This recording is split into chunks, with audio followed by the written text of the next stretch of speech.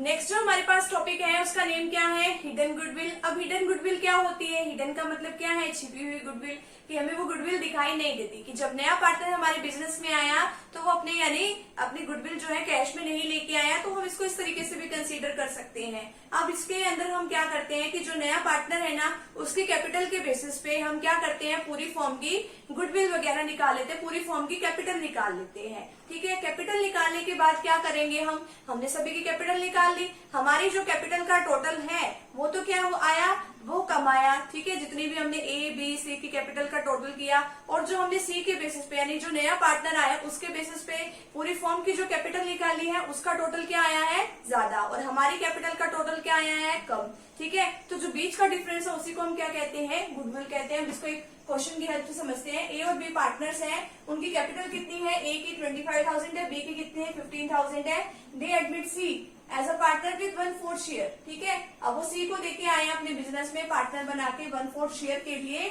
अब वो क्या लेके आए हैं, she brings rupees 18,000 as is capital, 18,000 capital के लेके आए हैं। अब आपको गुडविल कैलकुलेट करनी है, तो सी के कैपिटल के बेसिस पे सी की कैपिटल कितनी है, 18,000, यानी कि नई जो पर्सन जो पार्टनर हमारे बिजनेस में आया उसकी कैपिटल के बेसिस पे हम क्या करेंगे, उसका शेयर कितना था, उसका शेयर था 1/4 था। ठीक है, उसके शेयर का रेसिप्रोकल कर देंगे हम, रेसिप्रोकल किया तो क्या आया 4/1।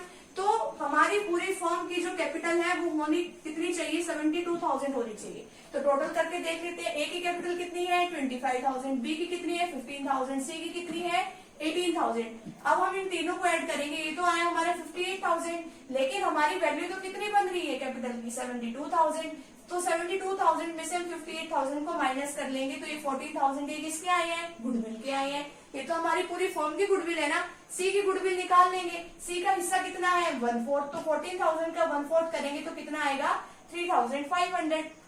हम जर्नल एंट्री करने को बोला था, हमारे पास कैश आई थी क्योंकि सी जो है कैपिटल लेके आया था। बैंक अकाउंट डेबिट कितना 18,000 टू सीज कैपिटल अकाउंट, यानी कहाँ से आया, सी की कैपिटल से आया। अब देखो वो कैश में तो नहीं अपना जो गुडविल वगैरह कुछ भी लेके आया, जो नया पार्टनर आया, तो उसके लिए हम क्या कर देंगे, जो नए पार्टनर का करंट अकाउंट है उसको हम डेबिट कर देंगे, ओल्ड पार्टनर्स के करंट जो कैपिटल अकाउंट है उसको हम क्रेडिट कर देंगे।